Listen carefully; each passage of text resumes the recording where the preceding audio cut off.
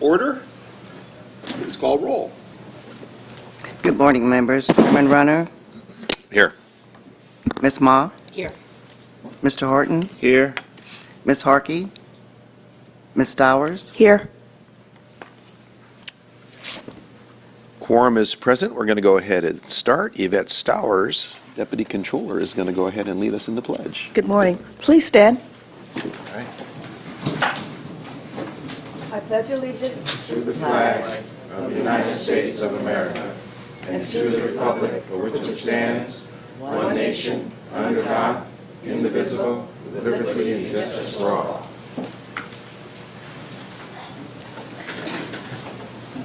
Okay, first, before we start, I want to congratulate Member Ma, who's the treasurer-elect.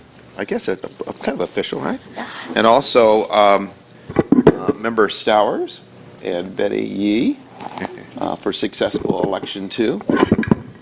And for Mr. Horton and I congratulate us that we didn't have to run for anything. And what's the first item? Madam Chair, let me offer my congratulations as well. I'm sure Member Wall is going to do a dynamic job over there. She served us well in her capacity here at the Board of Equalization. And the continuation of Ms. Stowers here on the board brings a level of continuity and synergy to the organization. So we want to thank them both for all their services. Thank you. Absolutely. I also like to say congratulations to Madam Treasurer-elect. I know you're going to do some great things over there. Looking forward to working with you. Well, some of our other deputies will be working with you and your staff, so we should stake that connection. And yes, we have 4 new members coming on, and we're... It's up to you. It's up to you. We have some challenges, but the Board of Equalization will stand. Okay. As Member Runner and I retire and take care of the grandbabies. We'll be thinking of you guys, not often, but every once in a while. Okay, now what's next? Our first item on this morning's agenda is a special presentation. We have a presentation of a retirement resolution for Brian Wiggins. Okay, talking about, come on up, Brian. Talking about people making changes in life. We'll come join you in just a minute, but you can stand there and feel embarrassed for a little bit. Brian has been with my office since November 29th, retiring from my office. He'll retire on November 29th after nearly 34 years of outstanding service to the BOE. Brian began his career at the BOE in February 11th, 1985 in the Salinas office. As a tax auditor, advanced to the auditor series, first in Bakersfield and then out of state district office in Sacramento. In 1994, he was promoted to supervising tax auditor in internal audit office, supervising tax auditor in out-of-state office, and supervising tax auditor 3 in Fresno office. In 1912, Brian accepted a final position as my professional advisor on January 1st, 2015. Let me just say, it's been a pleasure serving with Brian. Brian is one of those go-to guys who, when we would have issues in our office, he knew what the problem was, how to deal with it, and dealt with it with great skill. And Brian has great capacity and knowledge, and he handles it with great humility. And Brian, we appreciated you being part of our team. So I'm going to go down and do that, and I invite the rest of you to join me with a resolution.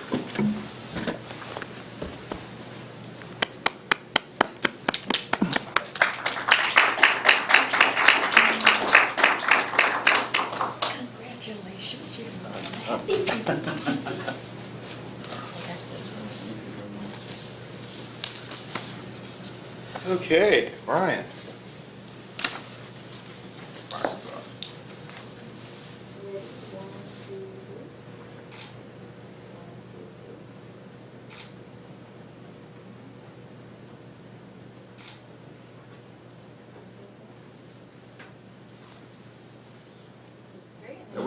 Yeah, let's get Brian down. Yeah.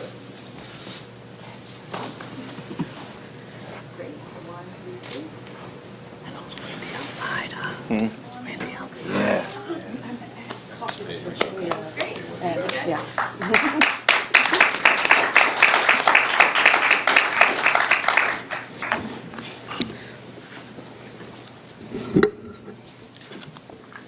Okay, what's next on our agenda?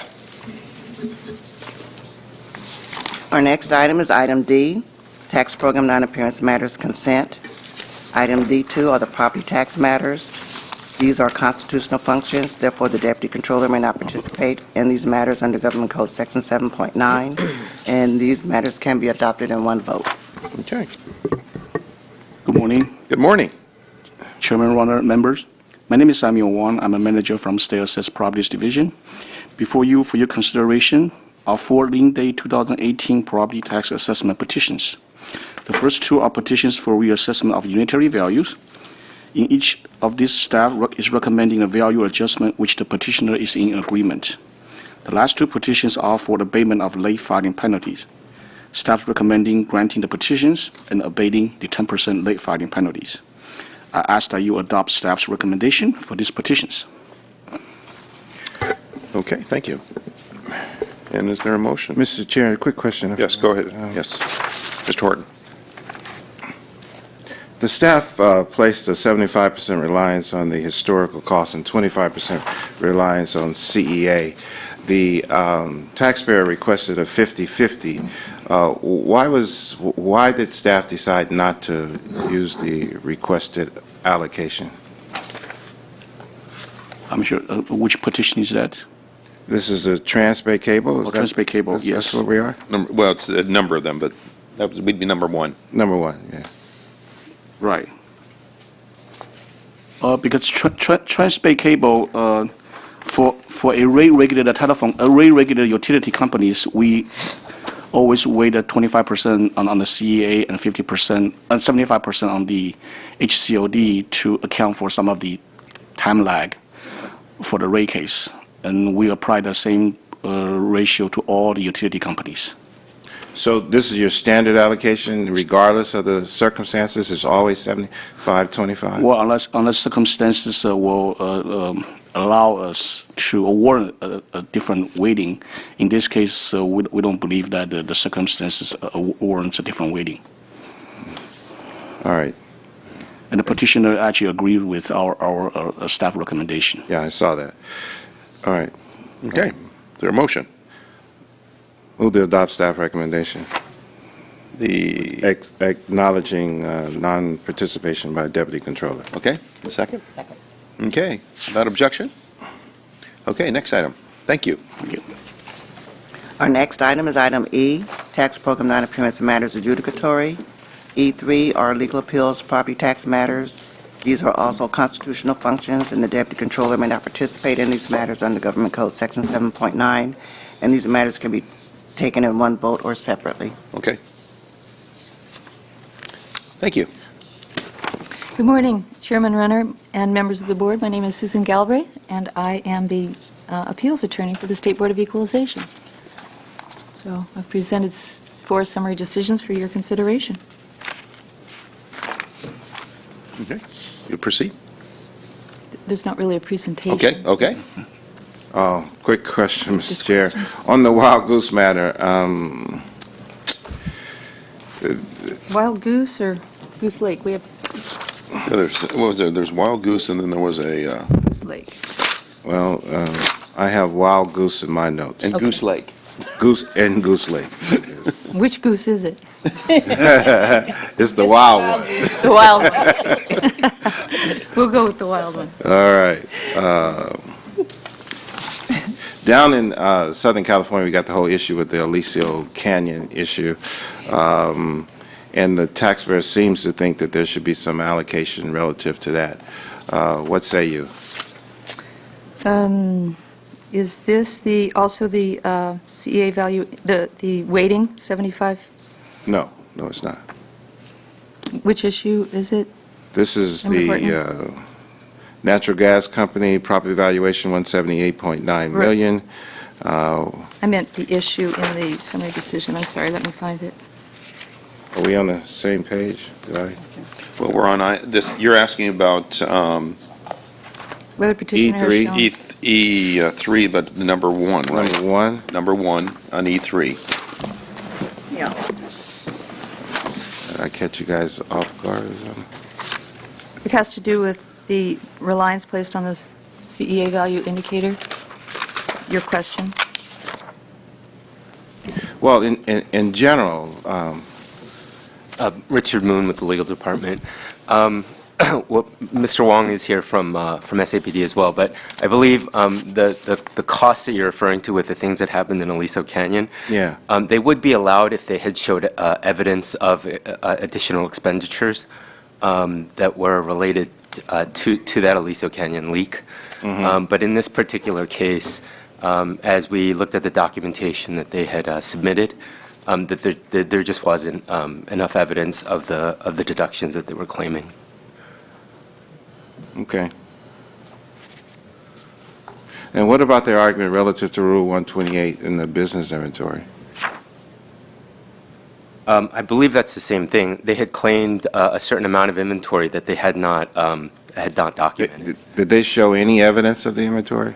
I'm going to ask Mr. Wong for the specifics. Actually, I believe that we did make adjustment for the inventory. Our staff recommendation reflect adjustment on the inventory. All right. Okay. Any other questions regarding those items? On E3? Okay, is there a motion?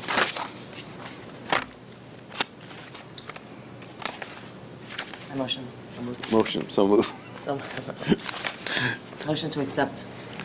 E3, E3. staff recommendations. Acknowledging non-participation by Deputy Controller, I Yep. second that. Okay. Without objection? Okay. Next item.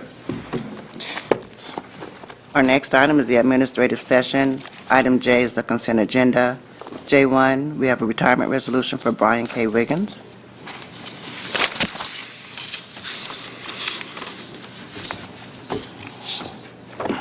Motion to approve consent So move. Second. without objection? Okay. Next item. Our next item is item K3, property tax deputy director's report. Item K31 is active solar equipment new construction exclusion, and this is a PowerPoint presentation. Okay.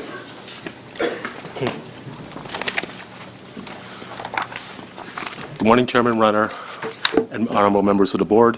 My name is David Young, Chief of the County Assessed Properties Division. Before you today, I have a presentation on the active solar system exclusion. In 1980, voters approved Proposition 7, which amended Section 2C of Article 13A of the California Constitution, giving the legislature the authority to exclude construction of certain active solar energy systems from property taxation. Subsequently, Section 73 of the Revenue and Taxation Code was amended to provide that for purposes of subdivision A of Section 2 of the Article 13A of the California Constitution, the term newly constructed shall not include construction of any solar system. Section 73 was later modified in 2008 to allow that active solar systems, new construction exclusion, to be conveyed to the first-time buyer of a new building incorporating such systems. 4 conditions must be met. The owner of the building does not intend to occupy or use the building. The owner builder had not received the active solar exclusion system already, the exclusion already. 3, the first buyer, purchaser of the building prior to becoming subject to reassessment. My apologies. I believe I actually switched my contacts since this morning. Last time I was up here, my glasses broke. I made sure that I was going to not have that happen. So I used my contacts today. I think I may have gotten the left and the right mixed up. I'm so sorry. I was wondering what was happening. You need No. you need an assist. I need an assist. I'm realizing that I'm having a problem reading, and I think I know why. So my apologies. Okay, 4. Yes, please. There you go. Here comes your assist. Thank you very much. That or you can get it in larger print. That may take a little more time. Yeah, I walked up there last time that my glasses fell apart in my hands. I was positive that's not going to happen this time. Good morning, Angie Berry with the Property Tax Department. Thank you. You're welcome. Okay, you're on number 4. Yes, I'm on number 4. Okay, so number 4, the first buyer files the appropriate claim form with the assessor. Moving on to the next screen. So an active solar energy system is a system that uses solar devices which are thermally isolated from living space or any other area where the energy is used to provide for the collection, storage, or distribution of solar energy. It includes storage devices, power conditioning equipment, transfer equipment, and parts related to the functioning of those items. It does not include auxiliary equipment such as furnaces or hot water heaters, which use a source of power other than solar energy to provide the usable energy. A typical active solar energy system is considered a fixture and thus real property if it meets the 3 tests listed in Property Tax Rule 122.5. The 3 tests include physical annexation, constructive annexation, and intent. The property tax incentive for the installation of an active solar energy system is in the form of a new construction exclusion. It is not an exemption. The installation of a qualifying solar energy system will not result in either an increase or a decrease in the assessment of the existing property. The exclusion remains in effect until a change in ownership of the system occurs. The guidelines for active solar energy system new construction exclusion were approved by the members of the State Board of Equalization on November 15, 2012, following an extensive process involving interaction of board staff with government officials and the public. The objective of the guidelines is to provide assessor staff, assessment appeals board members, taxpayer representatives, and other interested parties in the administration of property taxes in California with the information regarding the new construction exclusion for active solar energy systems, including definitions, assessment responsibility, first buyer exclusion, construction completion, leases, legal entities, declines in value, and the types of uses for active solar energy systems. A new website was created to make it easier for taxpayers to find information regarding the active solar energy system exclusion. The page gives an overview of an active solar energy system, discusses the new construction exclusion, includes a link to the guidelines, has a list of resources, and includes the information on the form BOE 64 SES, and also has frequently asked questions on the website. So in September 2018, board staff initiated a project to address issues that have emerged since the release of the guidelines. Issues that will be addressed in this project include reporting requirements, assessment issues, change in ownership, and the new construction exclusion. The project has been separated into phases. The first phase will involve the creation of a new property statement or possibly a revision of a current property statement to address reporting requirements. On September 10, 2018, staff released a letter to advise interested parties of the project and solicit comments and suggestions for either the creation or revision of a property statement. October 1st, 2018 was the deadline for the interested parties to provide comments and suggestions for the new or revised property statement. Currently, staff is preparing a matrix including those comments and suggestions that were received. The next step will be incorporating the comments and suggestions into a new or revised property statement, and then schedule an interested parties meeting to discuss the proposed property statement. Completes the presentation. Thank you, Angie. Welcome. Thank you. I'm here to answer any questions you Okay. have. Members, any questions? Sorry. I hate to put you on the spot. Yes, you Mr. Sowers. Thank you. Do we have any data showing whether or not this exclusion is meeting its intended purpose? Are we evaluating it to see that we have increase in active solar projects? We have not performed such a analysis as to whether the policy end of the Prop 7 has been met, but we can. I would think it would be We have not. interesting Yes. to take a look at that and just making sure that the intent is being fulfilled. Okay. Mr. Chair, Yes. this is, fortunately, the industry is really not that, it's a large industry, but there's not that many players in the industry. Is there any intent to provide additional outreach and education to this industry? To the industry itself, the exclusion actually, it's And There's- interested parties? Yeah, interested parties. There's actually two phones. I mean, there's the active solar equipment that you and I would have on our homes, and then there's utility scale. We do have the website that gives, the new website, I believe, does a much better job in providing that information. It is targeted towards, we've tried to separate the information. So if you were a residential person interested in the active solar exclusion for your home, it'd be easier to find, and if you were utility scale, it would be easier to find. But we have not actively sought to do outreach on it, other than our website. The question, was there any plans to,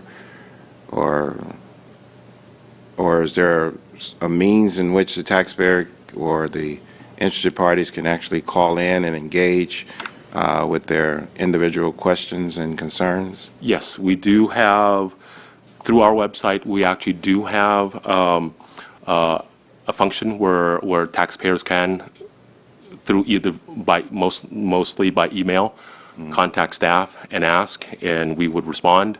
If they wanted to follow up on an inquiry, our contact information is always provided, and we more than welcome their questions and their concerns. All right, thank you. Of course. Any other questions?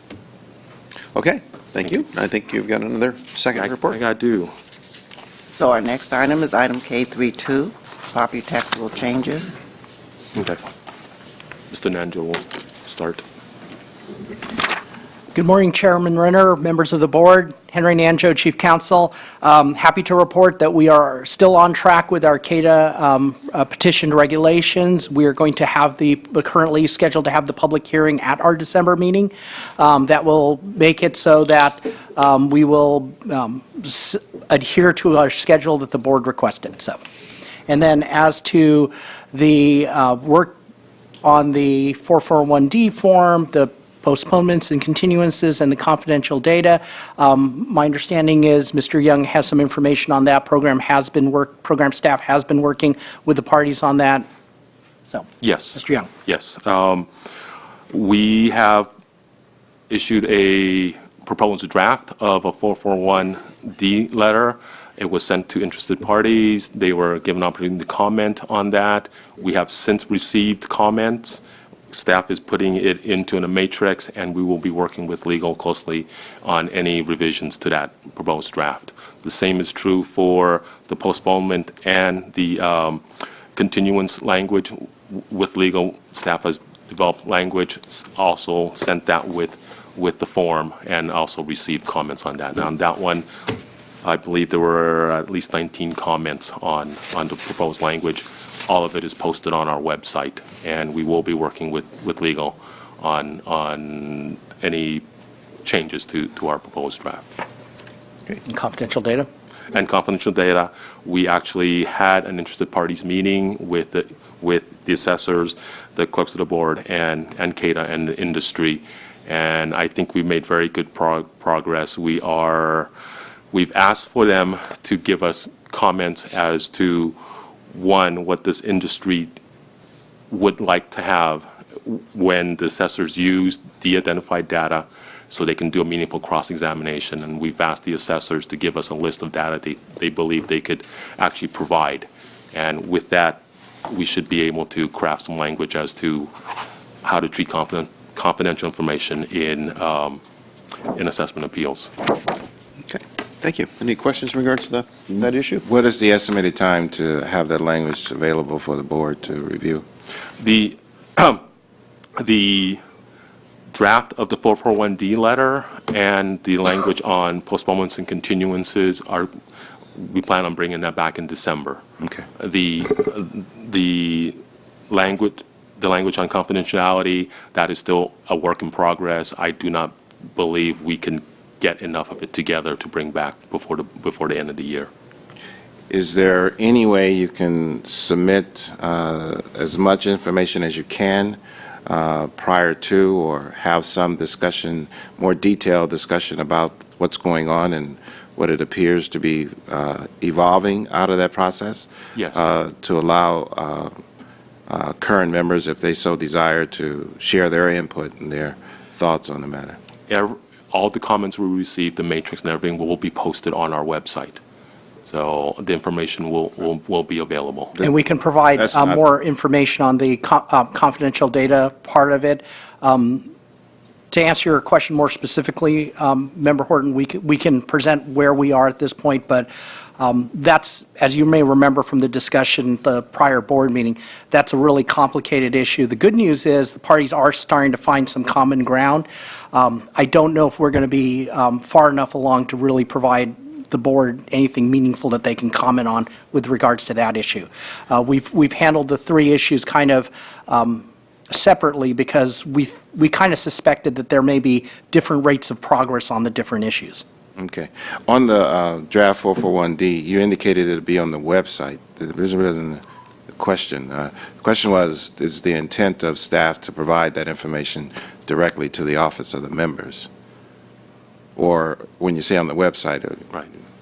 So the draft letter is on the website. Right. And the comments, we can share with the board members. Yes. Yeah. So we'll provide that directly to the board members' offices. All right. Excuse me, I thought that you did provide the board members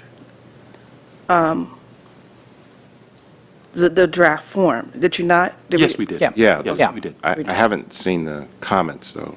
Did you provide the comments? Maybe my staff got it and I didn't see it yet. I think we're still receiving comments as we speak. We have received our last comment that yesterday concerning the language of, 441D. no, postponements and continuances. Here's the challenge. Yes. As the members engage with the constituents, these are our constituents, as they engage, they'll ask you questions.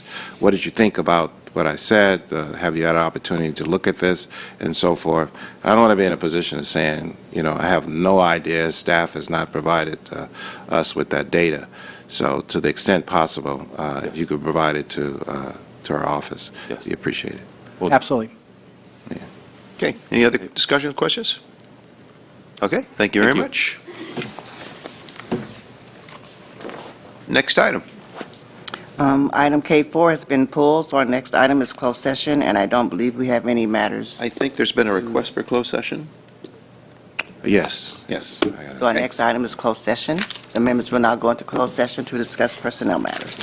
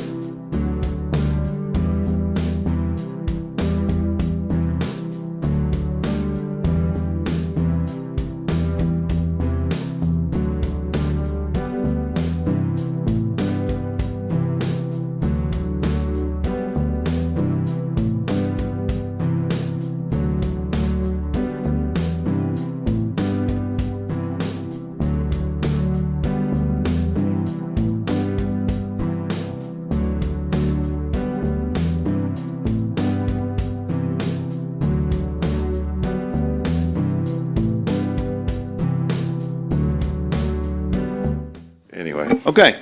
Report? The board members met in closed session and discussed personnel matters, and there is no announcement. Okay.